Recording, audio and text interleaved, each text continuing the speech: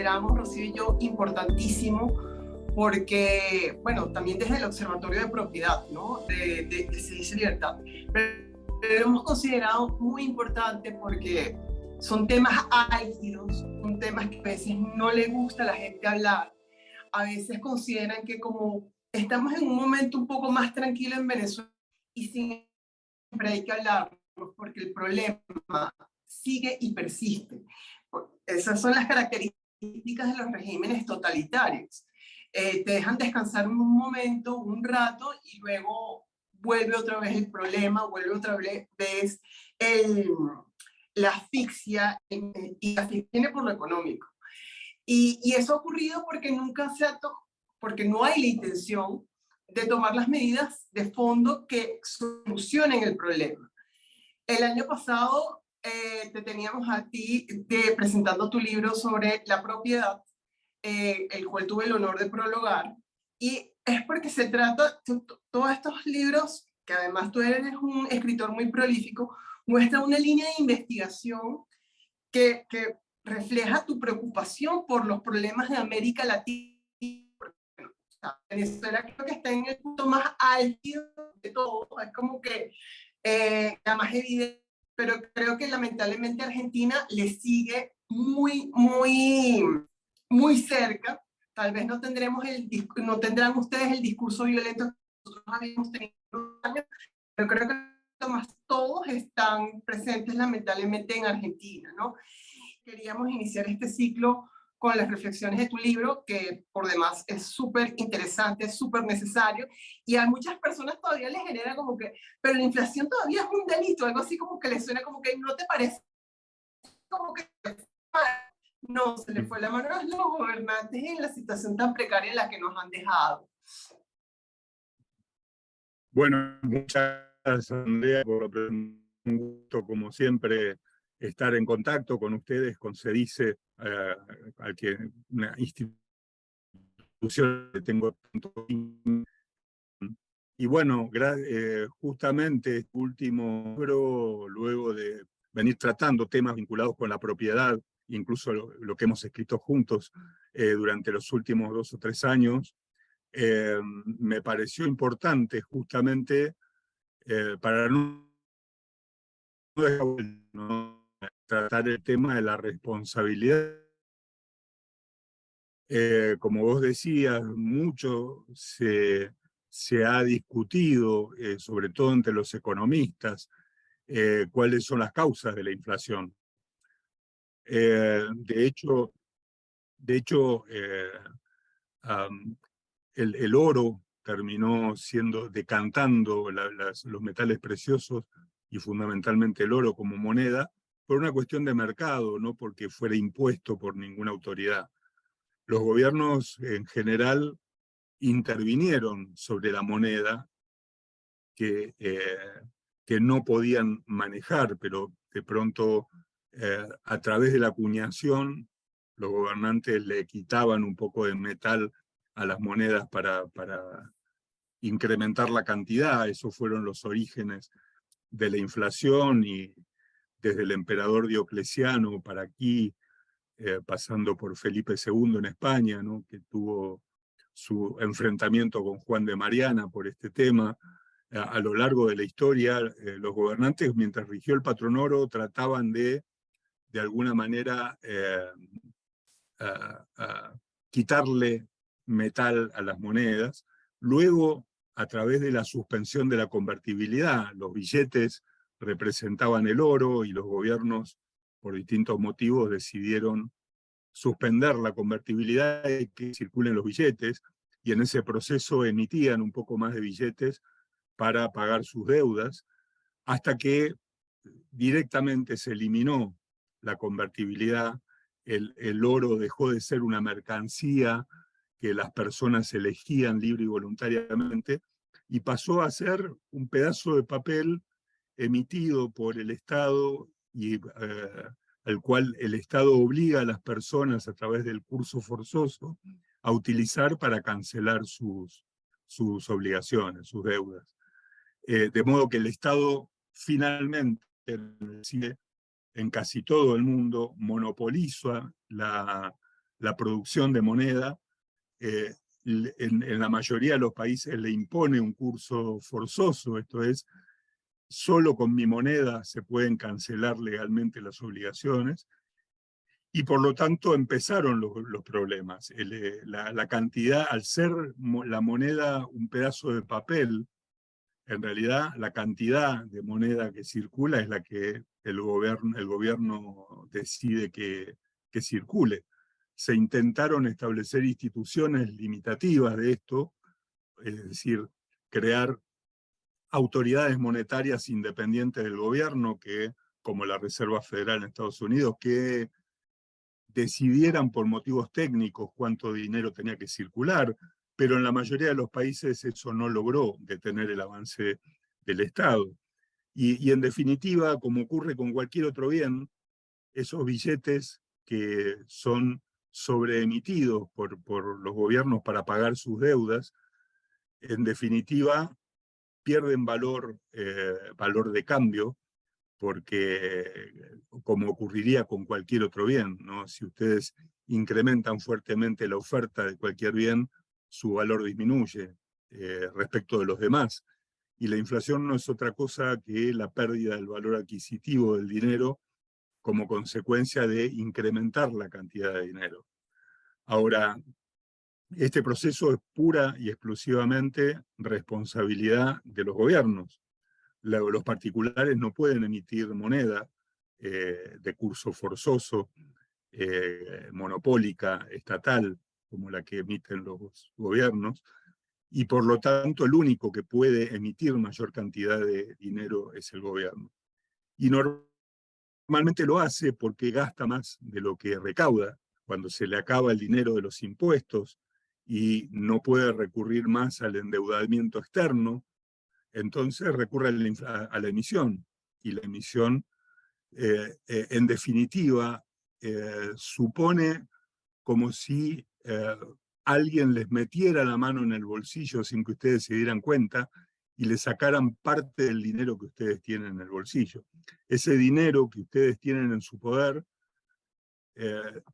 permanentemente va perdiendo su valor adquisitivo, es como si ustedes tuvieran menos dinero, o van a necesitar mayor cantidad de dinero para adquirir los mismos productos, precisamente porque el dinero pierde valor respecto de los demás bienes y servicios con los que debe competir en el mercado.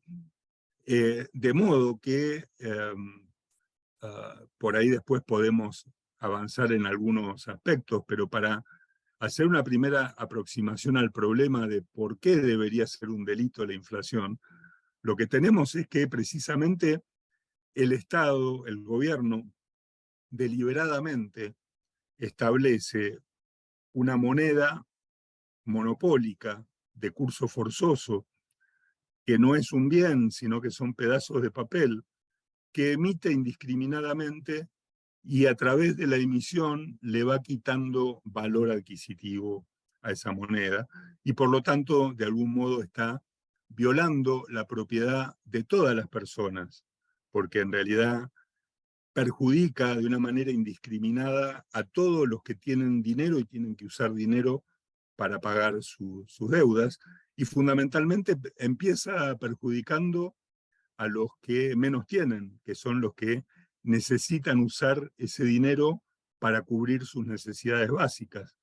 Un rico puede hacer otro tipo de inversiones, puede sustraerse de la moneda local e invertir fuera del país o en inversiones que no sean en moneda monopólica local, pero una persona de bajos recursos que utiliza prácticamente todo lo que le ingresa en alimentarse y comprar medicamentos y las necesidades básicas, esos son los que más se perjudican con esta violación al derecho de propiedad que significa la inflación. Yo en el libro tiene una segunda parte que es más técnico-jurídica, ¿no? Analizando los bienes jurídicos que tutela el derecho penal para ver dónde ubicar un delito que cometerían los funcionarios que disponen la emisión de moneda, por encima de determinados límites que tienen que estar muy bien establecidos en la ley. Después podemos discutir cómo se podrían fijar esos límites. Y descubrí que hay básicamente 3 bienes jurídicos de los que tutela normalmente el derecho penal que están involucrados en la inflación. Uno es la propiedad, claramente, ¿no? Como decía hace un rato, la inflación supone quitarle la propiedad de una manera casi como engaño, ¿no? La gente tiene su dinero en el bolsillo, piensa que tiene una cantidad de dinero, pero en definitiva ese dinero va perdiendo su valor por culpa de el incremento de la masa monetaria que produce el Estado, y esto se puede entender como una violación al derecho de propiedad. Están los delitos contra la administración pública, ¿no? La emisión por encima de determinados límites expresos que la ley debería contener, implica una forma de o bien abuso de autoridad o bien incumplimiento de deberes del funcionario público, que son 2 caras de una misma moneda, ¿no? La figura penal residual de los delitos contra la administración pública son o bien el funcionario que abusa de su poder o el funcionario que no cumple ciertas obligaciones que tiene que cumplir. Desde ambos aspectos uno puede decir que aquel funcionario que dispone una emisión de dinero por encima de las limitaciones que debería tener, está cometiendo un delito contra la administración pública. Y finalmente están los delitos contra la fe pública, dentro de los cuales está la falsificación o adulteración de moneda. Yo en el libro hago una especie de comparación entre el delito de cercenamiento de moneda que establecen los códigos penales, que es lo que hacían los emperadores romanos, ¿no? Le sacaban un poco, raspaban las monedas de oro y le sacaban un poco de oro, y entonces le ponían otro metal que no fuera valioso, y entonces se quedaban con un pedazo del oro, cercenaban el oro, es lo que, por ejemplo, había denunciado en el siglo XVI Juan de Mariana respecto de Felipe II de España, ¿no? Lo que valían la moneda de vellón, que era una aleación de cobre y plata muy pequeña que se usaba la gente más pobre para sus transacciones diarias, y cómo a lo largo del tiempo el rey le terminó quitando toda la plata que tenía y buena parte del cobre. Lo que ocurre cuando emite moneda de papel, en las actuales monedas de papel que hoy circulan en el mundo, el gobierno, cuando emite papel, de alguna manera está produciendo el mismo efecto que aquel cercenamiento, es decir, le está quitando valor a cada billete que ustedes tienen. Porque lo curioso de esto es que cuando el Estado emite dinero y lo pone a circular, no solo está enviando dinero con menos valor adquisitivo, sino que le está quitando valor adquisitivo al que ustedes ya tienen en el bolsillo. Es como una forma de cercenar el valor del dinero. Ese ha sido el planteo que yo traigo en el libro. Me parece que es el momento de fijarle límites al gobierno que tienen que ver primero con algo que había planteado Friedrich Hayek en los años 70, que es magnífico, ¿no? Cuando la Unión Europea empezó a discutir el mercado común y la idea de una moneda, mientras todos decían vamos a crear un gran banco central europeo con una gran moneda para toda Europa, Hayek sale a proponer en ese trabajo que se conoció como la desnacionalización del dinero, miren, lo mejor que podrían hacer no es crear una supermoneda, pongan a competir todas las monedas de Europa, quítenle el curso forzoso a las monedas, incluso incorporen el dólar norteamericano, y que la gente utilice la moneda que quiera, y que las monedas tengan que competir entre sí, de modo que si alguna moneda empieza a perder valor adquisitivo por culpa de su gobierno, esto va a ser una señal que el mercado va a dar, y la gente dejará de usar esa moneda, usará otra, y ese país se va a tener que poner las pilas y modificar sus, digamos, sus números económicos para dejar de emitir. Esta propuesta de Hayek, que fue muy novedosa en su momento, incluso hoy hay muchos que dicen que aquella idea es una suerte de anuncio o premonición de lo que hoy son las criptomonedas, ¿no? Las monedas virtuales, que es un poco lo que está pasando. El mundo va a empezar a competir monedas privadas entre sí, porque incluso Hayek preveía la posibilidad no solo que fueran monedas estatales, sino además monedas privadas. Lo importante era que la gente pudiera elegir qué moneda usar. Eso es todo lo contrario a lo que va pasando hoy en el mundo, donde cada estado quiere monopolizar férreamente el manejo interno de la moneda y obligar a la gente a tener tratos con su moneda, y arbitrariamente le va quitando valor al incrementar su cantidad. Esto es muy, muy grave, y el punto de partida de esto, ¿no? ¿Por qué los gobernantes no quieren discutir esto? No solo no lo quieren discutir porque tendrían que admitir su propia responsabilidad en esto, sino que además no lo quieren discutir porque el punto de partida por el cual los gobernantes emiten de esta manera indiscriminada en muchos lugares, como en Venezuela o como en Argentina, es porque no tienen limitaciones en cuanto al gasto público, ¿no? Milton Friedman tiene una frase muy interesante. Él dice que hasta el siglo XIX había como 2 cláusulas no escritas constitucionales en los Estados Unidos que emanaban del sistema del patrón oro. Una de esas cláusulas era que el Estado no puede emitir moneda, porque la moneda era el oro y el Estado no puede inventar o crear oro, solo usa el que tiene, y entonces había una limitación al dinero que estaba dada por la propia cantidad de oro. Y otra era que los presupuestos eran equilibrados en el sentido de que los gobiernos no podían gastar más dinero que el que podían recaudar, porque al no tener la posibilidad de inventar, como hacen hoy, pedazos de papel y obligar a la gente a usarlos como si fuera dinero, no tenía la posibilidad de gastar más de lo que podía recaudar de impuestos, y por lo tanto los presupuestos tendían a ser equilibrados. Al terminarse el patrón oro, los estados se fueron desbocando en muchas partes del mundo, y entonces empezaron a crear dinero artificial cada vez con menos valor adquisitivo, y se cebaron en cuanto a sus gastos, porque cuando se les acababa o se les sacaba la recaudación impositiva, recurren a imprimir estos pedacitos de papel y siguen pagando sus deudas con eso.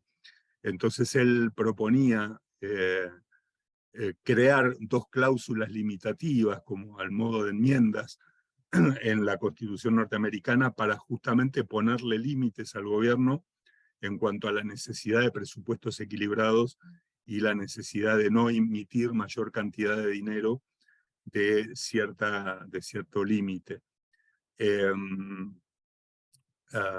Probablemente la solución de Hayek sea la más razonable en términos de competencia de mercado, y probablemente sea la que se termine imponiendo en el futuro si las monedas virtuales avanzan en cuanto a su uso por parte de la gente, ¿no? Yo no sé, Andrea, si vos tenés o querés que discutamos algún punto especial de todo esto, si vos tenés alguna inquietud que quisiera que comentemos sobre este punto.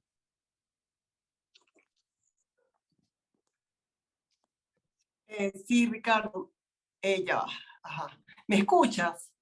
Sí, perfecto, perfecto. Sí, en algún momento me van a habilitar la cámara, pero quería comentar y agradecerte enormemente esta referencia de... Listo, ok. esta referencia de la obra de Hayek, la desnacionalización del dinero, porque cada vez que a mí siempre me preguntan, ¿por qué siempre hablas de la Escuela Austríaca de Economía? Eso ya no tiene mucha vigencia y justamente tiene total vigencia. El mercado está demostrando la vigencia del pensamiento de estos intelectuales. Eh, yo siempre he pensado que detrás de la idea de las criptomonedas hay una filosofía liberal y la que más se acomoda es justamente la de la Escuela Austríaca de Economía, y de hecho en un foro que hicimos con otro ponente que nos va a acompañar más adelante, Roberto Jun, hace como unos 3, 4 años, lo lanzamos en el público. Y claro, en Venezuela creo que tenemos cierto retraso todavía en este tipo de lecturas, que cuando lo lanzamos al público y hablamos de la desnacionalización del dinero, fue algo así como que esta gente está loca. Y la verdad es que ahorita lo que estamos viendo es una competencia de monedas y yo creo que eventualmente, como dice ese poema, ese cuento de Borges, los gobiernos se van a ir desgastando poco a poco y van a ir desapareciendo y todos, dentro de lo que cabe, vamos a seguir usando o buscando nuestras soluciones privadas. Pero ahorita con lo que tú me estabas comentando, si queríamos hablar de un punto determinado, sí, y es por ejemplo el caso de Venezuela, que a mí me parece que hemos llegado a un punto de tal, no sé, de tal involución y de un caso tan particular ya con sus características todas especiales, lamentablemente, de lo que ha sido la hiperinflación. Incluso creo que podemos tener unas características mucho peores de las que describía Carlos Enrique al inicio de sus palabras. Y es, por ejemplo, se puede hablar de inflación en dólares y en Venezuela hace unos años, era como, y ahorita entendiendo el concepto de inflación, que es el aumento de la masa monetaria y un aumento doloso, bueno, en los últimos 3 años hubo una desaceleración de la inflación e incluso salimos oficialmente de la hiperinflación por un año, porque el gobierno inyectó en el mercado dólares. Hubo un aumento de la expansión monetaria en dólares. Es decir, aquí no tenemos la reserva legal, la reserva federal, pero hubo una manipulación de la circulación en dólares. Por eso yo podría decir, incluso muchos economistas alejados de la línea de CEDICE hablan de inflación en dólares, pero no señalando como culpable el comerciante, sino nuevamente el gobierno yendo un paso más allá de forma dolosa y metiéndonos en un cajón mucho más estrecho de cuando estábamos hace 3, 4 años, ¿no? Entonces, ¿qué opinión te merece ya el punto en el que, claro, el punto en el que podríamos llegar, creo que es hasta impredecible, lamentablemente, ¿no? Porque ya se conjugaron tantos factores y tantos elementos que ya es como que, con tal de que están respirando, estamos bien. O sea, llegamos a ese punto, ¿no? O sea... Sí, mira, obviamente, si la inflación es el incremento en la cantidad de dinero, no importa cuál sea el dinero que vos uses, vas a tener inflación aún en dólares, si vos incrementás la cantidad de dólares. Algo parecido a eso pasó en Argentina en tiempos de Menem con la convertibilidad. Esto es, la convertibilidad era, bueno, se va a emitir un peso por cada dólar que haya. O sea, no se puede emitir ningún peso si no hay dólares. Bueno, ¿qué hizo el gobierno? Empezó a entrar dólares, es decir, empezó a pedir créditos, empezó a ingresar dólares al mercado y a emitir pesos contra los dólares que iban ingresando. Y esto a la larga terminó generando la explosión que se produjo en el año 2002, que terminó con la convertibilidad. Por eso es que el secreto, o sea, el problema de la inflación tiene un solo secreto, y es dejar de emitir, y el secreto de dejar de emitir es bajar el gasto. porque los gobiernos emiten cuando tienen que pagar sus deudas y por lo tanto, si no tuviera deudas, no emitiría. Y vos fijate que hay una cosa interesante con esto, porque el gobierno, la inflación se va renovando permanentemente, porque en realidad el hecho de que los precios, en realidad es el reflejo de la inflación, eh, se incrementen permanentemente, lo único que muestra es que el gobierno sigue emitiendo permanentemente. Si el gobierno un día dejara de emitir, que por ejemplo es lo que pasó en Argentina en el año 90, 91, de un día para el otro vino el plan de convertibilidad y el gobierno automáticamente dejó de emitir de un día para el otro, la inflación se terminó prácticamente de un día para el otro, porque en definitiva los economistas del gobierno salen a decir, bueno, pero hay efectos que es como una bola de nieve y el efecto psicológico. No, en realidad si se acaba el dinero de un día para el otro, los precios no van a subir. Los precios suben porque hay dinero disponible y el valor de ese dinero disminuye. Y entonces el hecho de que cada mes haya un índice de inflación o aumenten los precios como expresión de la inflación, lo que te demuestra es que el gobierno sigue emitiendo permanentemente y renueva el crimen que comete, lo renueva permanentemente cuando sigue emitiendo. Y sigue emitiendo porque de lo contrario no podría pagar sus deudas y por lo tanto en lugar de enfrentar el verdadero problema, que es el gasto, o sea, tiene que gastar solamente lo que puede recaudar y no hay magia en esto, trata de inventar cosas para seguir gastando y pagarlo de otro modo. Y por eso es tan grave y moralmente tan reprochable la inflación. Debe ser uno de los peores crímenes que puede cometer un político. Claro, entendiéndolo así y como lo estás exponiendo, obviamente sí, moralmente es reprochable y bueno, jurídicamente también sería sustentable como delito. A mí lo que me cuesta creer todavía es que en países, sobre todo como Venezuela o Argentina, apenas tú sueltas la inflación como delito, es algo así como que, bueno, que arriesgado, ¿no? O sea, lo digo incluso desde los foros jurídicos, que no sé cómo es en Argentina, pero en Venezuela, nuestros foros jurídicos son lamentablemente muy conservadores. Y eso no significa que sean afines a la línea de lo que está ocurriendo, no. Pero lamentablemente muchas de sus premisas teóricas y mucho también de sus intelectuales y de sus teóricos van a terminar avalando esto que está ocurriendo. No necesariamente existe una congruencia ideológica y política, pero lamentablemente desde la teoría sí. Entonces, cuando uno en los foros jurídicos, en los salones de clase, sobre todo en los foros académicos, que son como los más cerrados, se plantea, por ejemplo, cuando hablábamos hace unos 3 años ya, sobre la destrucción sistemática de la propiedad como crímenes de lesa humanidad, era algo así como que te entiendo la idea, es muy romántica, estás haciendo un gran trabajo, pero eso no va. Por fin, y afortunadamente hay más generaciones, nuevas generaciones de abogados que ya encuentran estas ideas no disruptivas, sino necesarias. El tema de la inflación como delito no se aleja mucho de los delitos de propiedad como crímenes de lesa humanidad.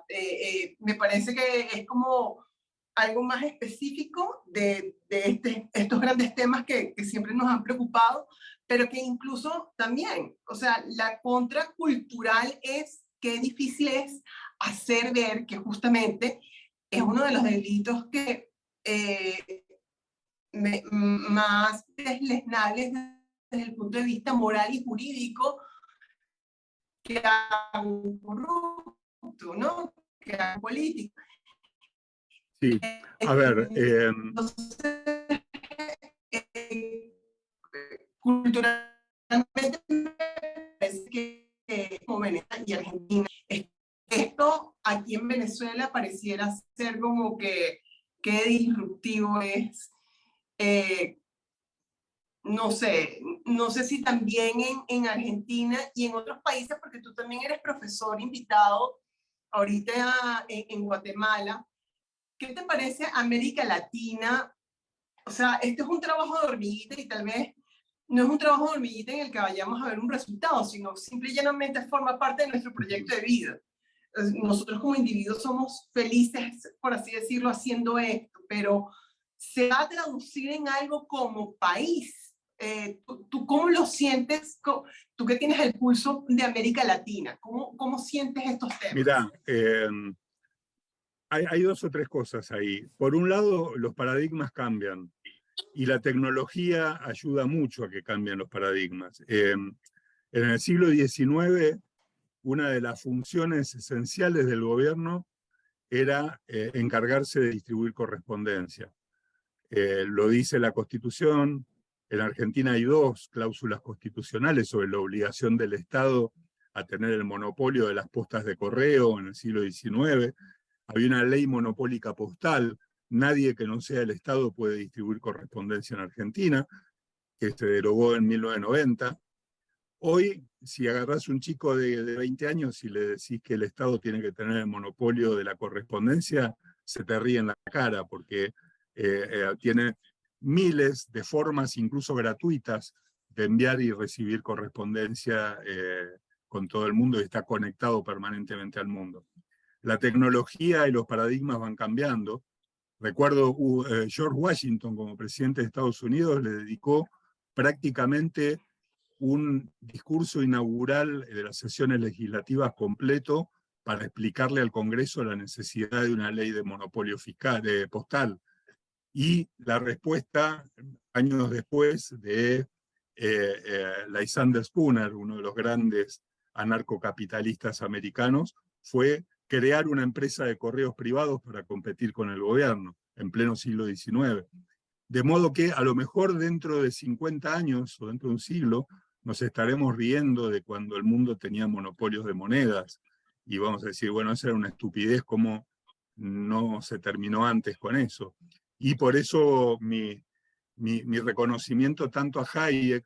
Hayek, cuando escribe ese trabajo en 1975, cita 3 o 4 artículos de que se venían escribiendo, proponiendo algo parecido, Gordon Tullock y algunos otros autores de Chicago, que tibiamente hablaban de la competencia de monedas, y a partir del trabajo de Hayek fue una explosión académica de gente escribiendo sobre lo mismo. Tomó la idea y empezó a hablar sobre la competencia de monedas.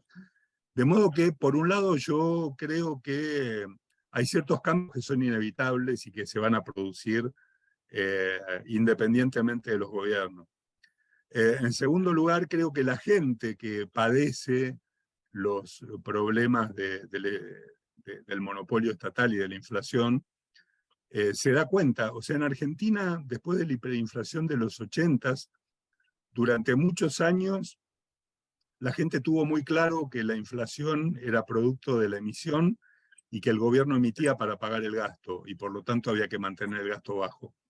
Pero luego el público se fue renovando, aparecieron las nuevas generaciones, y los políticos volvieron con la misma prédica estatista que tenían antes. Es una lucha constante, pero no creo que... Y yendo a América Latina, vos hablabas de Guatemala, hay un ejemplo muy bueno que justamente es la Constitución guatemalteca. Yo lo planteo esto en el libro, lo traigo como ejemplo y que debería ser seguido por muchos países.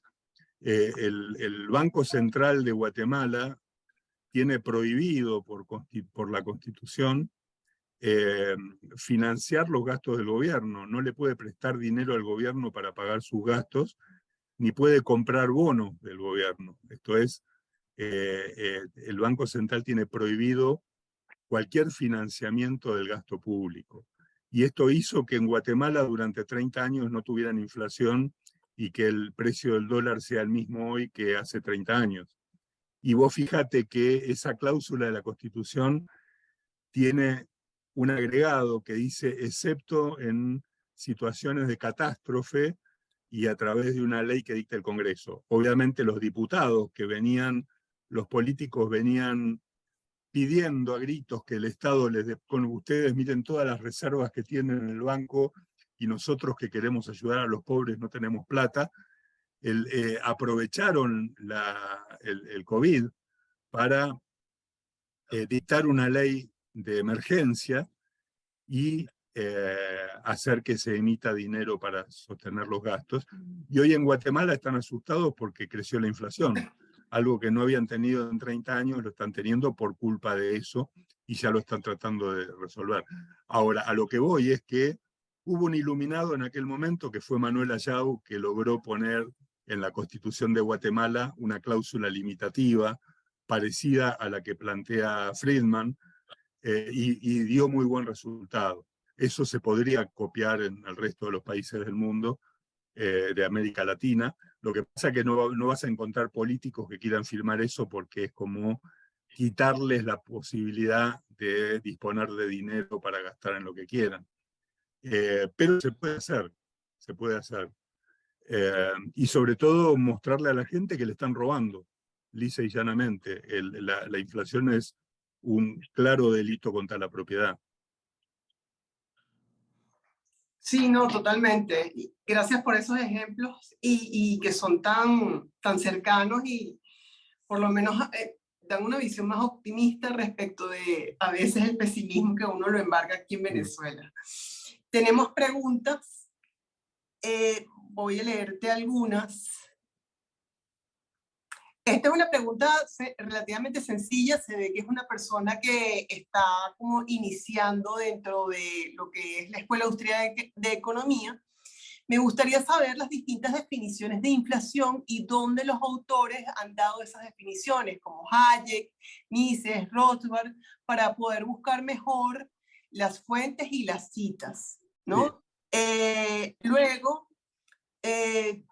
esta es una pregunta un poco ya más de alguien que ha leído un poco más y dice, pregunta, ¿qué discrepancias y puntos en común encuentra Ricardo con la afirmación de Friedman de que el sector privado no puede otorgarse un sistema monetario como el Estado? ¿Qué retos visualiza para un Estado de derecho y una democracia liberal para establecer gobiernos de las leyes sólidos para evitar la mediocre emisión monetaria? Uh-huh. Hay otra pregunta más. Desde el punto de vista jurídico, es que responsabilidad de las finanzas públicas, sino bueno, este ejercicio teórico sí vale la pena utopía. Moralmente es terrible que viendo la destrucción que generan los gobiernos sigan emitiendo, pero aún así la inflación no se ve nunca como delito. Esto creo que ya lo acabas de responder cuando te hice el comentario ahorita. Habrá oportunidad, ajá, ya. Se corta el audio bastante. Pero, sí. Ricardo, ¿las tienes más o menos o te las voy diciendo otra vez? No, te voy contestando y si me olvidé alguna me la recordás. Primero, respecto de la bibliografía, a ver, hay dos libritos muy cortos que son muy buenos. Uno que es de ¿Qué deberíamos saber sobre la inflación?, que es un libro muy interesante, muy bueno. Luego Rothbard tiene un libro que se llama ¿Qué hizo el gobierno con nuestro dinero? Que es un librito también corto que vale la pena. Tienen el libro de Hayek, La desnacionalización del dinero, que es un libro muy bueno. Y pueden leer a Mises, de la acción humana, el capítulo sobre moneda, que tiene un capítulo especial sobre la inflación, y también Rodva sobre la inflación. Creo que ahí tienen la base para leer argumentos austríacos sobre la inflación. Eso por un lado. Por otro lado, recordame cuál era la segunda de las preguntas.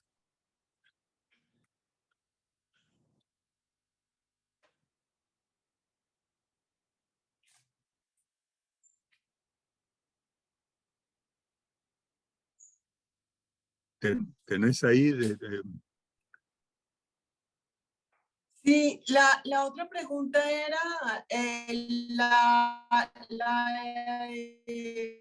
Friedman, creo, Sí.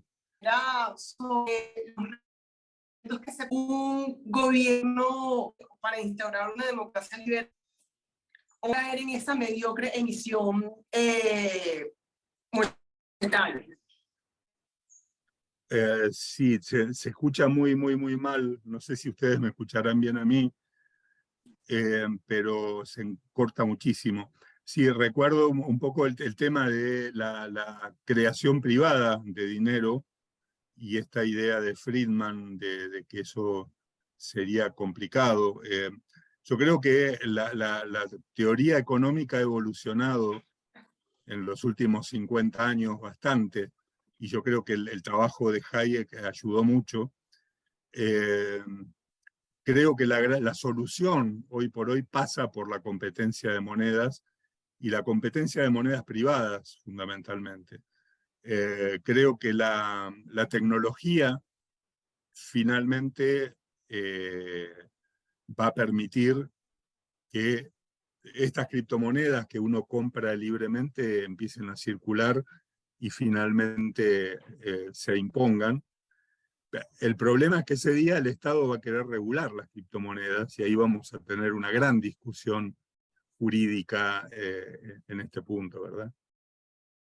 Aquí hay una pregunta de Inés de Ustari, no sé si ya la hizo Andrea, que me parece, bueno, hablando de moralmente, pues es terrible que viendo la destrucción que genera, los gobiernos sigan emitiendo dinero inorgánico.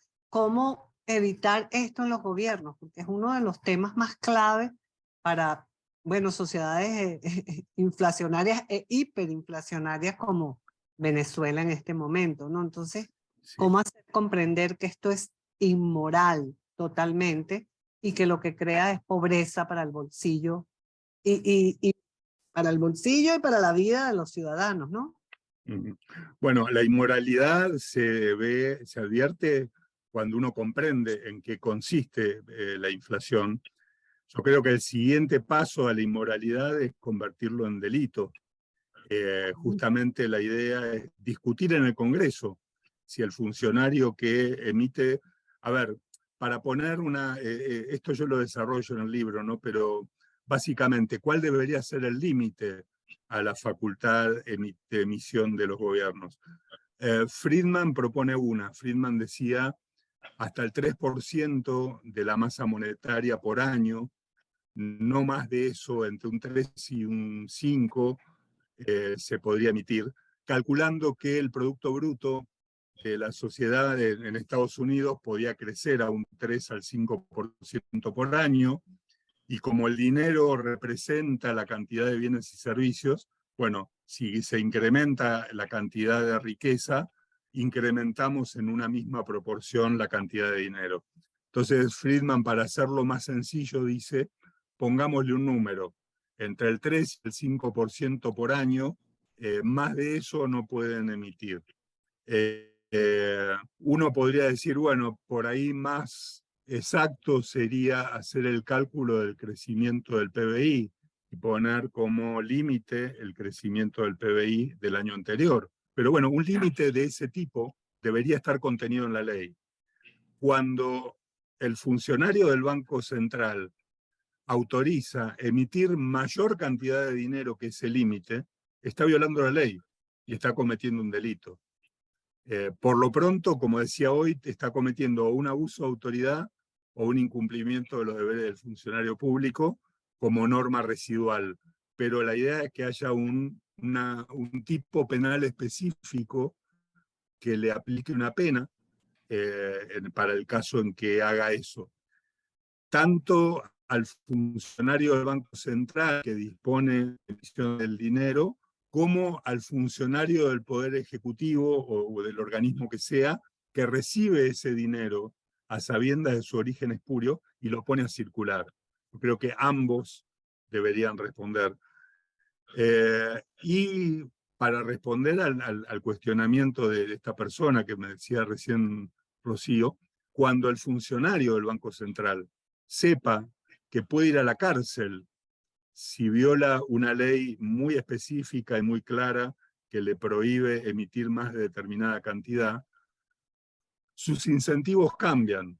Ya no es que va a cumplir ciegamente lo que el presidente o el gobernante le pide que haga, porque sabe que si lo hace va a terminar preso. De modo que sus incentivos se modifican, y no porque se convierta en una buena persona, sino simplemente porque no quiere ir a la cárcel, va a dejar de hacer algo que es delictivo. Entonces yo creo que si se lograra sancionar un tipo penal de esta naturaleza, al menos se estaría poniendo un freno o se estaría generando un miedo determinado en los funcionarios. Por supuesto que esto tiene que ir acompañado con un poder judicial independiente que lo pueda meter preso. Ustedes me dirán, bueno, pero en Venezuela ningún juez lo va a meter preso porque el gobierno lo va a perseguir. Pero bueno, es decir, tenemos que resolver muchos problemas, pero en el contexto tal vez sea más complicado resolverlo hoy en Venezuela o en Argentina, pero en Europa, que tienen el mismo problema con el euro, lo podrían resolver. Miren, el año pasado me pasó una pequeña anécdota. Voy en junio a España y en todos los canales de televisión se hablaba de la inflación y que los precios habían aumentado un 8% en el año y que esa inflación era intolerable. Vuelvo a Buenos Aires, tengo un evento con la Fundación Naumann. El director de la Fundación Naumann de Argentina me dice, acabo de volver de Alemania, están todos preocupadísimos porque en Alemania los precios han subido un 8% y eso es intolerable. Entonces yo lo que les digo es, miren, Alemania y España son dos países totalmente distintos, tanto en la cantidad de riqueza como en la estructura económica, en la forma de la regulación económica a sus actividades, la inversión de capital. Sin embargo, los dos tienen la misma inflación. ¿Por qué? Porque la inflación no tiene nada que ver con ninguna otra cosa que no sea la cantidad de dinero circulando.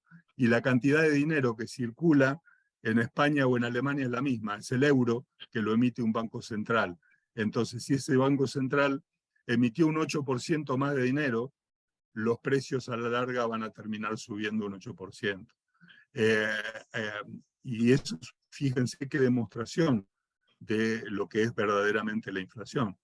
Entonces, con una ley que de pronto le dijera al presidente del banco, a la autoridad del Banco Central Europeo, que no puede emitir mayor cantidad de determinada cantidad de euros, y que si lo hace está cometiendo un delito, esa persona se cuidaría mucho más de lo que hace, ¿verdad?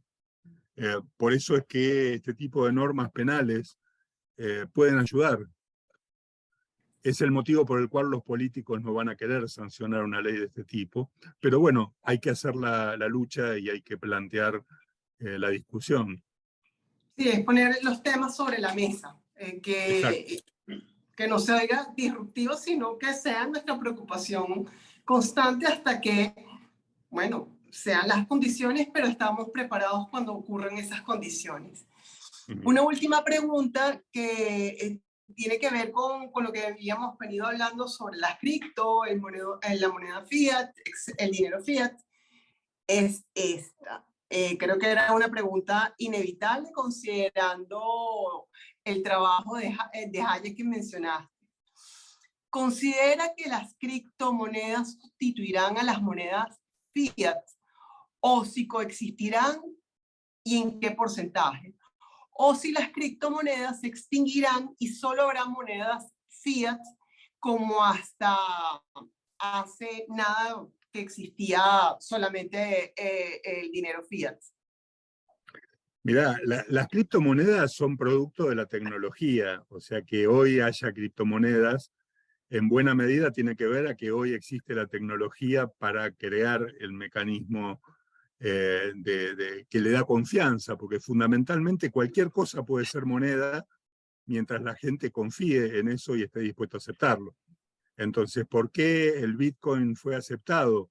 Bueno, porque en algún momento la gente empezó a tenerle confianza a los algoritmos vinculados con la creación de nueva moneda.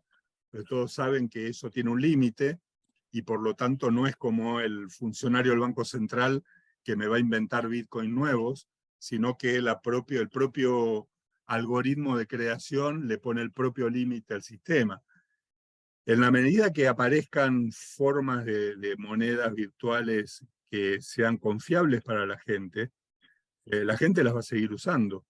Y probablemente terminen siendo mucho más confiables que los pedazos de papel.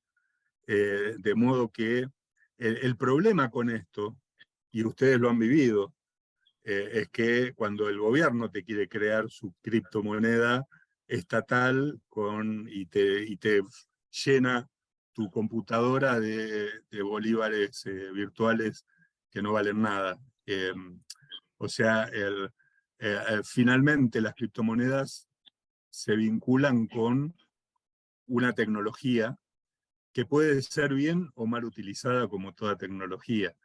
De modo que frente a las monedas privadas confiables y donde la gente las elige por propia voluntad, mañana el gobierno te puede decir, mira, en lugar de gastar plata emitiendo papelitos y que con la inflación que estoy generando tengo que gastarme un montón de plata en imprimir papeles, te doy por la computadora, te hago una acreditación de dinero virtual y arreglate, y todo el dinero va a circular por el sistema virtual. Eso puede ser terrible, porque en realidad si el gobierno inunda el mercado con esta moneda que no vale nada, es lo mismo que si te inundara el mercado con billetes de papel que no valen nada. Pero creo que sí, y por eso es que la clave la puso Hayek cuando dijo lo fundamental es que el mercado funcione. Si la gente tiene la posibilidad de elegir, la gente va a elegir la moneda en la que confía y no la moneda que le quieren imponer. La gran discusión, y en esto Mises, me olvidé de citar un libro maravilloso que es La teoría del dinero y el crédito, de Ludwig von Mises, un libro escrito hace un siglo, ¿no? De 1920, 1912 es la primera edición, y ya entendía también Mises lo que era la moneda, ¿no? Y tiene un capítulo específico sobre el problema jurídico de la moneda, ¿no? Y sobre el curso forzoso, de esto de que la moneda es la manera en que el Estado te dice cómo tenés que cancelar tus deudas, tus obligaciones jurídicas, y lo malo que es esto, ¿no? Es decir, Mises dice con una claridad absoluta que el concepto jurídico de moneda como mecanismo obligatorio de cancelar obligaciones mata a la moneda como mecanismo económico de ser un medio de intercambio en las compras y ventas. O sea, el concepto jurídico mató al concepto económico. Y por lo tanto, la primera cosa que hay que hacer es eliminar el curso forzoso. Si eliminamos el curso forzoso, abrimos el mercado y automáticamente la gente va a contratar con la moneda que quiera. Y cuando ocurra eso, muy probablemente las monedas virtuales privadas van a empezar a crecer en el mundo. Sí, falta dar ese pequeñito paso de abrir el mercado Claro. en materia monetaria, que yo siento que cada vez estamos más cerca de eso, independientemente de los casos de fraude que escuchamos el año pasado, que me parece que son casos aislados, y estamos viendo yo no voy a decir el surgimiento de una institución porque esto es dinero, ¿no? Sino estamos viendo cómo se va consolidando poco a poco, pero lo estamos viendo, pues, una de esas formas, ¿no? Que sea Bitcoin o como se llame es otra cosa, pero el mercado o nosotros como humanidad estamos arrimando hacia lograr eso, hacia que se abra el mercado en ese ámbito. Seguro, además Bueno, fíjate que justamente para las estafas privadas están los tribunales y la ley penal. El problema, las estafas privadas que se puedan cometer con monedas privadas, es un problema menor frente a la estafa generalizada y permanente, que significa que el Estado te obligue a transar con pedazos de papel que cada día valen menos. O sea, es ridículo quejarse de un caso aislado de estafa frente a la estafa permanente de todos los días que estamos padeciendo con la moneda monopólica estatal. Mejor no lo pudiste haber dicho, y yo creo que estas son las palabras de cierre. La estafa generalizada por parte del Estado. Gracias, Ricardo, por esta tarde, por tus reflexiones, porque has dedicado tu vida a pensar estos temas. Los que tuvieron la amabilidad de conectarse a este foro, les recomiendo toda la obra de Ricardo, que es amplísima. Lo pueden consultar en la biblioteca de CEDICE, pero también los pueden adquirir en la librería de CEDICE. Ricardo no solamente ha escrito sobre estos temas de propiedad, la inflación como delito, la destrucción de la propiedad como crímenes de lesa humanidad, individuo-sociedad, que son amplísimos. Él también es conocedor de la obra de Ayn Rand y tiene todo un libro para entenderlo y no quedarse como randiano, sino como un objetivista serio. Además ha escrito novelas y son muy interesantes, ¿no? Entonces tienen para escoger, y en toda su obra, literaria o jurídica, van a ver todas estas expresiones, todos estos pensamientos y reflexiones por demás necesarias. La próxima semana continuamos en este mismo horario con otro invitado de lujo, otro argentino que también se preocupa por las causas de Venezuela, Martín Krause, que ha escrito sobre propiedad, pero desde una mirada borgiana, vamos a decirlo así. Entonces, mil gracias, Ricardo, y gracias a todos, y espero que se conecten la próxima semana. Muchas gracias a vos y hasta cualquier momento. Nos vemos. Gracias.